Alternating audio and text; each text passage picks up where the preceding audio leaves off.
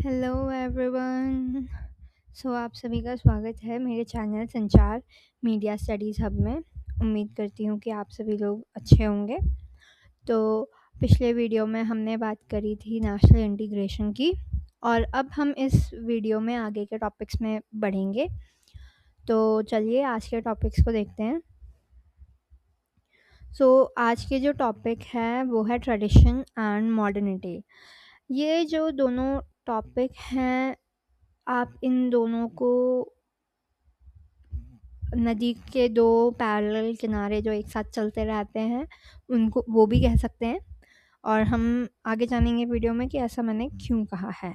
तो चलिए शुरू करते हैं। तो पहला हमारे पास है ट्रेडिशन। तो ट्रेडिशन जो होता है, tradition refers to the beliefs, customs, practices and values pass down from generation to generation. तो ट्रेडिशंस क्या होते हैं? बेसिकली ऐसे पुरानी जनरेशन के जो हमारे एंसेस्टर थे उनके बिलीव्स होते हैं, वो जिन कस्टम्स में मानते थे वो होते हैं, उन्होंने जिन प्रैक्टिसेस को फॉलो करा वो होते हैं, वो जिन वैल्यूज़ पे अपनी लाइफ को जीते थे वो ट्रेडिशंस होते हैं। ठीक है, जो कि जनरेशन टू जनरेशन क्या किए जाते हैं? पास किए जाते हैं, pass down from generation to generation. Okay, लेकिन हम एक चीज़ देख लें ट्रेडिशन के बारे में, ये सिर्फ कल्चरल बिलीव्स ही नहीं होते हैं, लेकिन एथिकल और फिलोसफिकल फाउंडेशंस भी होती हैं जो हमारी पब्लिक लाइफ को, हमारी सोशल लाइफ को बहुत ही डीपली अफेक्ट करते हैं और हमारी कैरेक्टरिस्टिक को, हमारे बिहेवियर को शेप करते हैं। ठीक है, हमारे एथिक्स क्या होंगे, ठीक है, और कौन सी फ़िलॉसफीज़ पे हम बिलीव करेंगे, इन सबको बहुत बहुत ही डीपली क्या करते हैं? अफेक्ट करते हैं, शेप करते हैं। ठीक है, हमारे बहुत सारे एंशिएंट टेक्स्ट है जैसे वेद, उपनिषद, अर्थशास्त्र, धर्मशास्त्र। ठीक है, इन सभी शास्त्रों में जो चीज़ें बताई गई हैं या जो चीज़ें इसमें हैं, ये सब पुरानी जो हमारी ट्रेडिशनल एजुकेशन होती थी गुरुकुल सिस्टम में, उसका ये पार्ट थे। वहाँ वहाँ जो भी स्टूडेंट पहले गुरुकुल्स में पढ़ते थे, जो राजा महाराजाओं का टाइम होता था, उस टाइम पे वेद, उपनिषद, अर्थशास्त्र, धर्मशास्त्र ये सब पढ़ाए जाते थे। ठीक है, और इनके अंदर क्या है? संस्कृत में लिखा हुआ है। तो पहले जो एजुकेशन थी वो टोटली संस्कृत पे ही डिपेंडेंट थी। यहाँ तक कि हमारे कॉन्स्टिट्यूशन के कुछ लॉज जैसे rule of law, justice, secularism, ये सब ट्रेडिशन से ही आए हुए हैं। ठीक है, तो हमारा ये जो ट्रेडिशन है वो हमारे आज की पब्लिक लाइफ को ही नहीं बल्कि हमारे कॉन्स्टिट्यूशन को भी क्या करता है? अफेक्ट करता है। ठीक है, अब ट्रेडिशनल वैल्यूज़ में क्या क्या आता है जो हम आज भी जिनको एक पॉजिटिव वैल्यू बोला जाता है, वो है ऑनेस्टी, हमारी मॉरल ड्यूटी, हम बड़ों की सेवा करें, रिस्पेक्ट करें उनकी, है ना, हमारे अंदर सहनशीलता हो, पावर ऑफ टॉलरेंस हो। ठीक है, तो ये चीज़ों को आज भी पॉजिटिव माना जाता है। वहीं डिसऑनेस्टी, झूठ बोलना, है ना, और किसी के साथ धोखा कर देना, ये सब क्या है? आज भी नेगेटिव ट्रेड्स और नेगेटिव वैल्यूज़ मानी जाती हैं हर किसी के ट्रेडिशन में, ये कॉमन है। आप किसी बाहर कंट्री में चले जाओ, वहाँ भी same positive values, same negative values आपको मिलेंगी ही मिलेंगी। ठीक है, कुछ ट्रेडिशनल वैल्यूज़ जैसे कि दूसरों की रिस्पेक्ट करना, झूठ नहीं बोलना, ठीक है, हमेशा सच बोलना है, ये सब क्या है? यूनिवर्सल हैं। ये हर ट्रेडिशन में आपको पाई दिखेंगी। मतलब ये पॉजिटिव वैल्यूज़, कुछ नेगेटिव वैल्यूज़, है ना। नेगेटिव पॉजिटिव सब जगह होता है, कोई भी ट्रेडिशन फुल्ली पॉजिटिव नहीं होता है, कोई भी ट्रेडिशन पूरी तरीके से नेगेटिव नहीं होता है। कुछ फ्लॉज ज़रूर होते हैं, उन फ्लॉज को ठीक करना ही सही होता है। या फिर कई बार ऐसा भी होता है कि पुराने समय में कुछ और चल के आ रहा था, पुराने समय में कुछ और बात थी, बीच वाला जो समय आया, यानी हमारा समय और वहाँ का समय, जहाँ पे कुछ और बात चल रही थी और हमें कुछ और आज बात है पता है, और इन दोनों के बीच में जो गैप आया है, उस बीच में लोगों ने बात का कुछ और ही बना करके हमको परोस दिया। तो ये जो अडल्ट्रेशन हुआ है, ये हमारे ट्रेडिशंस में भी हुआ है, ठीक है। अब हमें नहीं पता है कि इतने हज़ार साल पहले लिखे गए वेद, उपनिषद, अर्थशास्त्र अभी है कहाँ, ठीक है। और हमारे पास कोई सबूत भी नहीं है, हमें संस्कृत पढ़नी भी नहीं आती है, जो कल को अगर आपको मिल भी जाए तो आप पढ़ेंगे कैसे, आप जानेंगे कैसे कि ये सही है या नहीं है। तो बीच में एडल्ट्रेशन हुआ होगा, मैं इसकी पक्की जानकारी तो नहीं दे सकती हूँ कि बिल्कुल हुआ ही हुआ है, ठीक है। लेकिन बहुत सारी चीज़ें जो हम आज जानते हैं, इट इज़ नॉट नेसेसरी कि हमारे जो एंशिएंट टेक्स्ट हैं वहाँ भी वैसे ही लिखी गई होगी। जैसे कि हम एक कॉमन बात मानते हैं, की बात करते हैं कि हमारे वैदिक एज को दो पीरियड्स में बांटा गया है, अर्ली वैदिक एज और लेटर वैदिक as.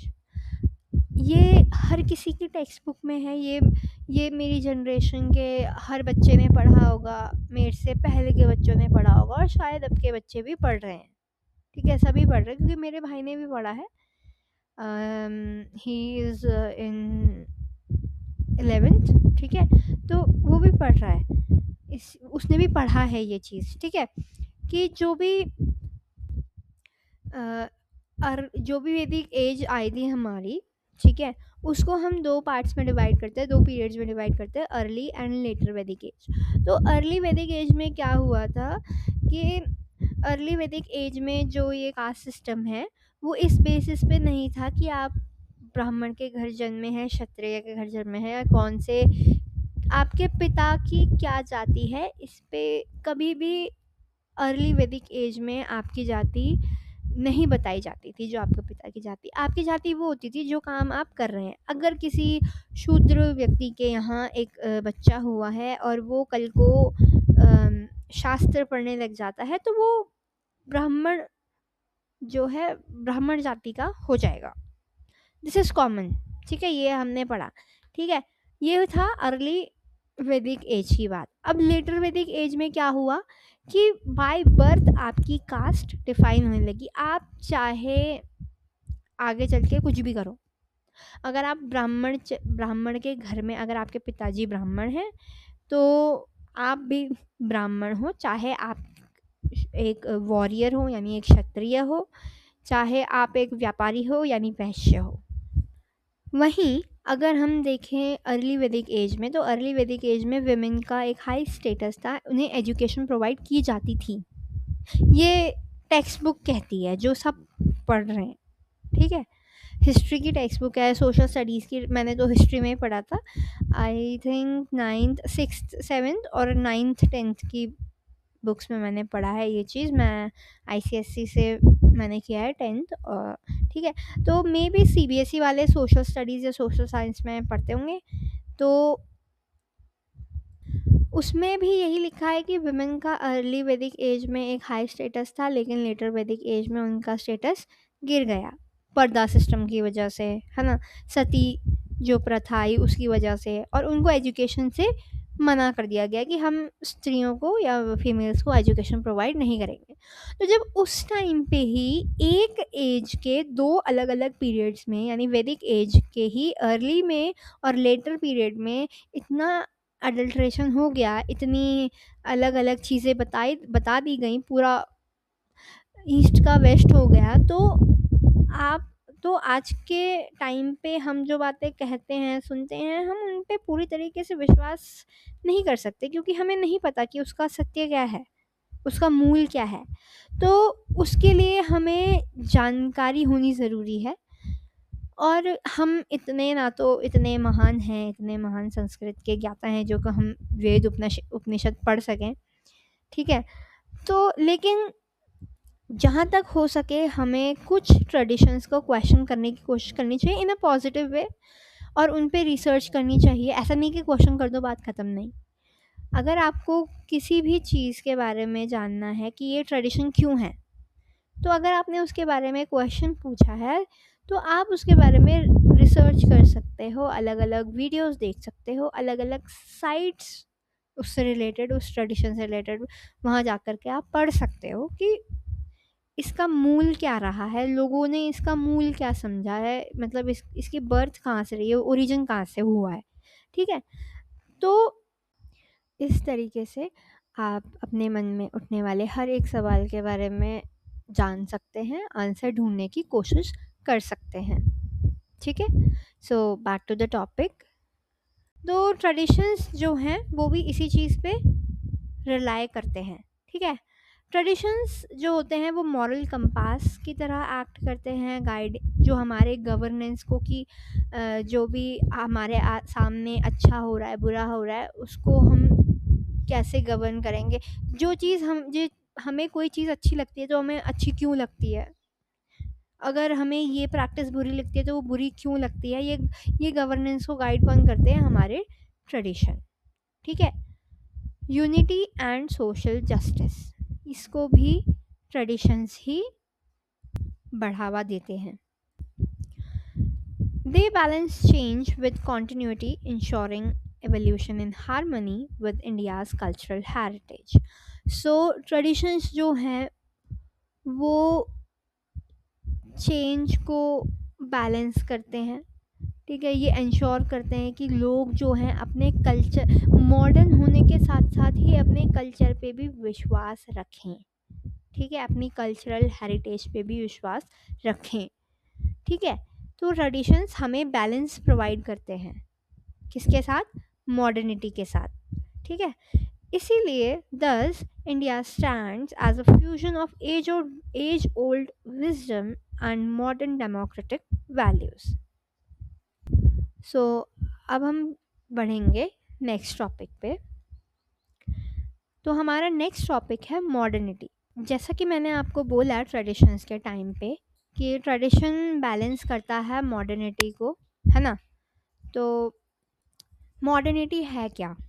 Modernity refers to the adoption of rational, democratic, and progressive ideas that emphasize equality, liberty, individual rights, and scientific thinking. तो मॉडर्निटी क्या है? मॉडर्निटी है अडॉप्शन, अडॉप्ट करना, रैशनल यानी इंटेलिजेंट, डेमोक्रेटिक, ठीक है, और प्रोग्रेसिव आइडियाज़ को, ठीक है, जिसमें इक्वालिटी, लिबर्टी, हर किसी के राइट और साइंटिफिक थिंकिंग इन्वॉल्व हो और इसके ऊपर वो एम्फसाइज करे। सो मॉडर्निटी का मतलब होता है कि हम इंटेलिजेंट आइडियाज़ को, डेमोक्रेटिक यानी ऐसे आइडियाज़ जो हमें ये बताएं कि हर एक पर्सन इक्वल है, हर एक पर्सन के पास राइट है। जैसे हमारा जो डेमोक्रेटिक, जैसे हमारी जो इंडिया एक डेमोक्रेसी है, तो हमारे पास एक कॉन्स्टिट्यूशन है, उसमें इंडिविजुअल राइट्स क्या क्या हैं। जो मेरे राइट्स हैं वो आपके राइट्स भी हैं एज अ इंडियन सिटीज़न, ठीक है? इंडिया का सिटीज़न होने के नाते जो मेरे राइट्स हैं, जैसे कि right to education, right to freedom, right to equality, right to practice any religion, right to move in any part of the country without any restriction.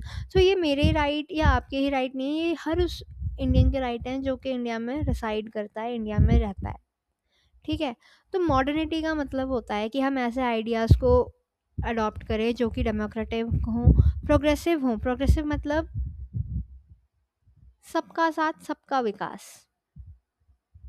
हमारे पीएम यही बोलते हैं, सबका साथ सबका विकास। This line is itself a progressive idea कि अच्छी सोशल सिक्योरिटी हो, ठीक है, अच्छा हेल्थ सिस्टम हो, अच्छा एजुकेशन सिस्टम हो। तो ये सब है प्रोग्रेसिव आइडियाज़, अच्छे इनोवेशंस, टेक्नोलॉजीज़ इंडिया में हों, ताकि हमारा जो दिन ब दिन है इंडिया की ग्रोथ हो, इंडस्ट्रियल ग्रोथ हो, एक इंडिविजुअल की ग्रोथ में जो है, एक इंडिविजुअल कंट्री की ग्रोथ में अच्छे से पार्टिसिपेट करे। तो दीज आर प्रोग्रेसिव आइडियाज़ जो कि किस पे एम्फसाइज करते हैं? Equality, liberty, individual rights and scientific thinking, ठीक है? इसका मतलब है एक ऐसे डेमोक्रेटिक, सेक्युलर और कॉन्स्टिट्यूशनल सिस्टम के लिए traditional, social and political structures, ठीक है, traditional modernity, social modernity, political modernity. Traditional modernity मतलब जो कि हमारे ट्रेडिशंस हैं, हम उनको पॉजिटिव ट्रेडिशंस जैसे respect your elders, have tolerance, उनको अपनी लाइफ में अडॉप्ट करें। सोशल की इक्वालिटी हो, सबको इक्वल नज़रों से देखें, ठीक है। पॉलिटिकल स्ट्रक्चर्स मतलब कि राइट्स सबके प्रोटेक्ट होने चाहिए, ठीक है। हमारे जैसे नेशन जो कि एक डेमोक्रेटिक, सेक्युलर और कॉन्स्टिट्यूशनल सिस्टम है, उसके लिए ये मॉडर्निटी बहुत ही इम्पॉर्टेंट है।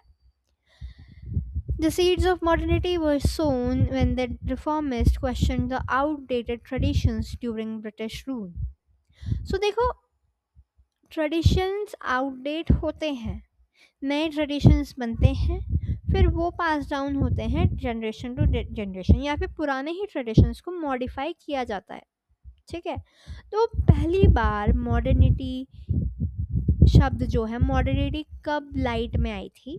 ब्रिटिश रूल के दौरान, जब रिफॉर्मिस्ट जो थे, जैसे कि राजा राम मोहन रॉय, जिन्होंने सती के ऊपर बात करी, तो उन्होंने सती एक बहुत पुराना ट्रेडिशन है जो कि गलत था, ठीक है। अब राजा राम मोहन रॉय ने सती प्रथा को बंद करवाया, so this was a change in tradition, ठीक है। पहले सती प्रथा आती generation to generation pass down हो रही थी, लेकिन उसके बाद नहीं हुई, यहाँ पे स्टॉप आ गया बीच में ब्रिटिश रूल के दौरान। So this what happens to traditions जो कि आउटडेट हो जाते हैं, ठीक है, जिनका कोई मतलब नहीं रहता है। वैसे तो सती प्रथा का पहले के ज़माने में भी कोई मतलब था नहीं, लेकिन पहले ऐसा किसी ने सोचा भी नहीं, है ना। इतना रिफॉर्मिस्ट माइंडसेट का कोई हो रहा भी नहीं होगा उस टाइम पे, और रहा भी होगा तो शायद उनको दबा दिया गया होगा, है ना। फिर है जो हमारा जो कॉन्स्टिट्यूशन है, वो मॉडर्निटी को कैसे एम्बॉडी करता है, एम्बॉडी मतलब कैसे दिखाता है। कॉन्स्टिट्यूशन में जैसे कि डेमोक्रेसी है, सेक्युलरिज्म है, equality, social justice, fundamental rights और ड्यूटीज़, तो ये सब जो चीज़ें हैं, इसके थ्रू कॉन्स्टिट्यूशन बताता है कि मतलब कॉन्स्टिट्यूशन अपने अंदर मॉडर्निटी को अपनाता है, ठीक है। डेमोक्रेसी जो है वो एक मॉडर्न आइडिया है। वाई? क्योंकि जब पुराने ज़माने में राजा महाराजा होते थे तो उनमें हायरार्की चलती थी कि राजा का बेटा ही राजा बनेगा, लेकिन आज डेमोक्रेसी आ गई है, यानी पीपल चूज़ करेंगे कि उनके ऊपर कौन रूल करेगा या उनको उनका राजा कौन होगा। दे वोट, है ना। पहले नहीं होता था, पहले था राजा का बेटा ही राजा बनेगा, अब ऐसा नहीं है। पहले जो शूद्र थे उनको गांव से अलग रखा जाता था, लेकिन अब इक्वालिटी है सब में, ठीक है। पहले लोअर कास्ट को बहुत बुरी तरीके से ट्रीट किया जाता था, लेकिन अब कहीं कई जगह पे इक्वालिटी देखने को मिल रही है, ठीक है। तो इसकी वजह से क्या हुआ है कि अर्बनाइजेशन हुआ है, ठीक है। अर्बन एरियाज डेवलप हुए हैं, एजुकेशन डेवलप हुई है, इंडस्ट्रीज़ आ गई हैं अलग अलग, है ना। केमिकल इंडस्ट्रीज़, फर्नीचर इंडस्ट्री, और जो हमारे ये जो इंटरनेट सर्विसेज है उसकी इंडस्ट्रीज़, तो ये सब की सब इंडस्ट्रीज़ आ गई हैं, ठीक है। सोशल मोबिलिटी है। सोशल मोबिलिटी का मतलब क्या होता है कि एक एक फैमिली हायरार्की से जो है इंसान दूसरे हायरार्की में, मतलब जैसे कि फॉर एग्ज़ाम्पल को किसी की इकोनॉमिक कंडीशन पहले बहुत ख़राब थी, लेकिन उसने जॉब्स को अप्लाई करा, अच्छी अच्छी अच्छी जॉब्स मिल गई और उसकी सैलरी बढ़ गई, तो वो एक लोअर सेक्शन ऑफ सोसाइटी से एक अपर सेक्शन की तरफ मूव हो गया। दिस इज़ सोशल मोबिलिटी, ठीक है, दिस इज़ सोशल मोबिलिटी, ठीक है। सो सोशल मोबिलिटी आजकल पॉसिबल है एजुकेशन के थ्रू, इनकम के थ्रू, ठीक है। लाइफस्टाइल हम अपनी चेंज कर सकते हैं, लेकिन ये ट्रेडिशंस के साथ कोएग्जिस्ट करती है, मॉडर्निटी जो है वो ट्रेडिशंस के साथ कोएग्जिस्ट करती है। इसीलिए इंडियन मॉडर्निटी एक यूनिक और हाइब्रिड एग्जाम्पल है, ना कि मॉडर्निटी में, हमारे इंडिया की मॉडर्निटी में हमने ट्रेडिशंस को पूरी तरीके से रिजेक्ट नहीं किया है। आज भी हम लोग पूजा पाठ करते हैं और यही प्रूफ है कि हमारे इंडिया ने ट्रेडिशंस को रिजेक्ट नहीं किया है, बल्कि उनको मॉडर्निटी के साथ चलाने की कोशिश की है। ठीक है, so modernity represents progress through democracy and reason while maintaining respect for India's cultural roots। ठीक है, सो जो मॉडर्निटी है उसने डेमोक्रेसी और रीजनेबल आइडियाज़, रैशनल आइडियाज़ के साथ प्रोग्रेस तो रिप्रेजेंट की ही है, लेकिन उसने इंडिया की कल्चरल रूट्स को, यानी इंडियन ट्रेडिशंस को रिस्पेक्ट दी है, ना कि रिजेक्ट कर दिया है। ठीक है, so this is all for today. आप सभी का बहुत शुक्रिया मुझे ध्यान से सुनने के लिए। आगे की वीडियोज़ में हम कुछ ऐसे ही टॉपिक्स कवर करते रहेंगे। मिलते हैं आगे की वीडियोज़ में, तब तक के लिए बाय बाय।